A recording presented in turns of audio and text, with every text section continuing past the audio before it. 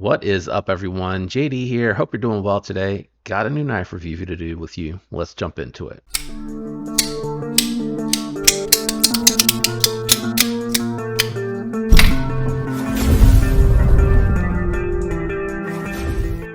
All right, guys, today we're checking out the Arcform theory, and as you can't tell, it's got a heck of a detent on it.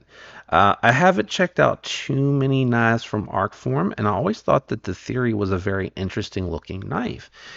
Not quite interesting enough to be top on my list of knives for me to pick up personally, but I will say they recently announced, unfortunately, that I think they're going to be closing up shop, and they were clearancing out some models at fantastic prices, I might add. And the Theory was one that I've always wanted to check out, and I'm really glad that I picked this one up. The particular version I have here has M390. You got a titanium frame lock with a pocket clip, titanium backspacer, and Arctic Storm fat carbon show side scale, which you guys know I'm a sucker for. Blue thumb disc, I guess, not disc, because disc makes it sound like it's the top. um they're not really studs either. I guess I'm going to call them thumb ramps, so you kind of deploy as such. And then on the back, I always forget when I do the first one, I actually come up underneath of that ramp there to get a better grip and hit that with the tip of the finger. But very solid detent and very, very well tuned. I took it downstairs to do some cutting on camera with it so you guys could see me cutting with it while I talk about the ergos here. But good factory edge, really good job from Riot, no surprises there at all. Also really thought it did well. I wasn't sure if it was going to cut through that cardboard well, but it did. Good geometry, thinner than I thought it was going to be, and felt a little bit more sliceier than I thought it was going to be.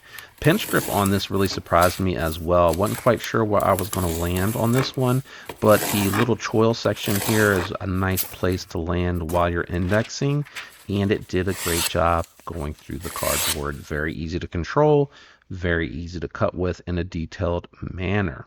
Now, access to the lock bar on here, very good. As you can see, I do, when I first pick it back up for the first time, I haven't carried it in a little while, have to remind myself just to kind of let it get to that midway point and disengage. It will land and chew on that thumb a little bit if you keep it in there too long for the disengagement. Now, if you don't let it drop and you're coming in from the side, it's very good. Good access, very easy to disengage and control. Like I said, heavy detent, guys. Ceramic bearings in the pivot, they are stamped. I think when I do the disassembly video after this recording of the review, I'm going to go ahead and throw some skiffs in there, and hopefully they got the washer so I can go ahead and flip them. I think that's pretty common from Riot. Now, what I will say on this one, the pocket clip works, but if you hit at an angle, it will catch a little bit and bullnose on you. But if you pull it up straight into the pocket and you go straight down with it, I have found that it works. It's got a very interesting milling to it. So it's milled at an angle, as you can see here, coming in, and then when you look here, it's milled in this way as well, which I think is interesting because it does have good retention, but because it's short, it's a little bit stiff, and I think they do that to relieve it a little bit.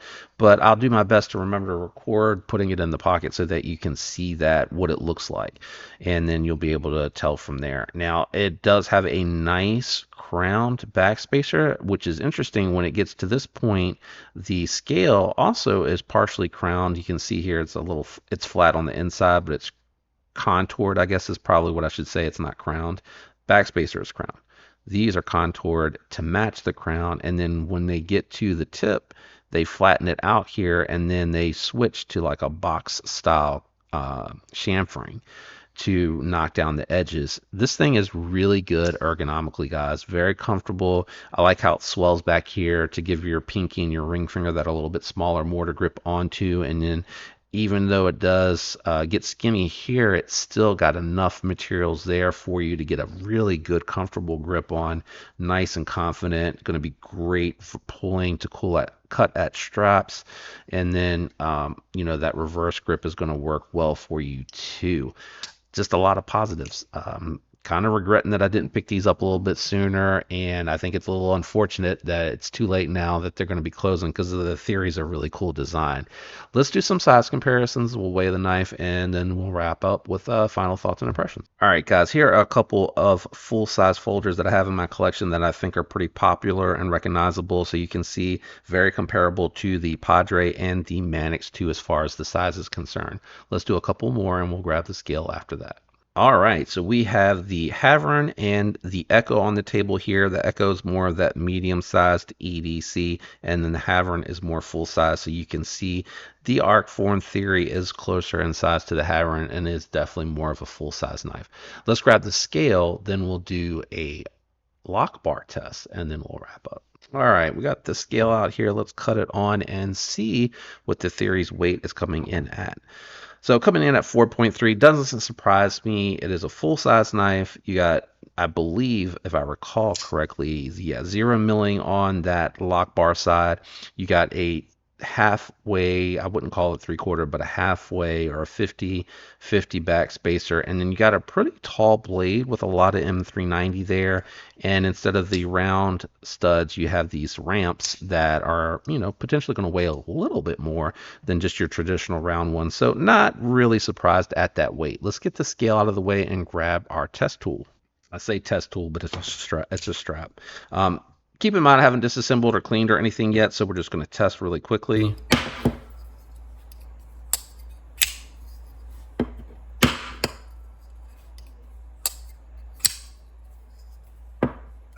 All right, so you can see the two that I did right in the middle didn't have an impact on it. The one that I did on the very tip, where you have more leverage, did cause it to bounce out. Now, I will say I will retest this when I disassemble and clean it, just to make sure there's no oil, dirt, or debris. I don't think that the lock bar needs to be tuned up any, and it does have early lockup here. I would say that's probably like 20% lockup. I'm not even sure that the lock bar is all the way over.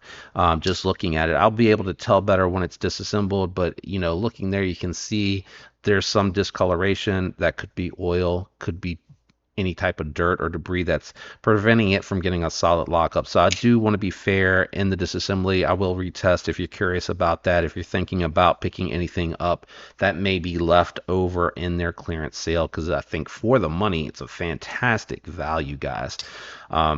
Scale that I grade on is 1 to 10. 1's the worst, 10's the best, and I cap all budget knives can't go over 7, and that would have to be like the ultimate budget knife.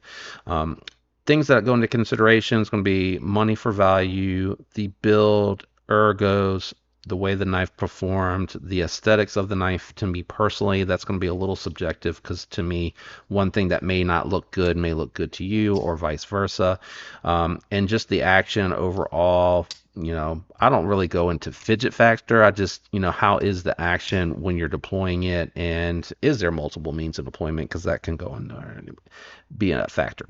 I think the fit and finish on here is really good. Like I said, pocket clip works good. You just got to remember that you can't be at any type of angle. You got to go straight up and down with it to go in and out of the pocket. Good retention.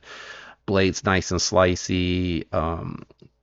Ceramic bearings. There's just a lot here to like. Did I go bearings? I cracked myself up, guys. Anyway, I am going to go 7.9 on this one. Huge good impression. A little bit beefy, a little bit heavy. I get it. Not going to be for everybody, but I really liked this a lot and made a really good impression. That's a really awesome score on the Arcform Theory. I wish I would have checked one of these out sooner. It really did impress me. I like it a lot. Looking forward to keeping it around for a little while. I think it's going to be one that's going to possibly hang out for a while. I like the blade shape on it, and it performed really well. And Arcform's going away, so that's incentive for me to kind of hang on to it a little bit more, if that makes any sense. I will link stuff to Arcform down below.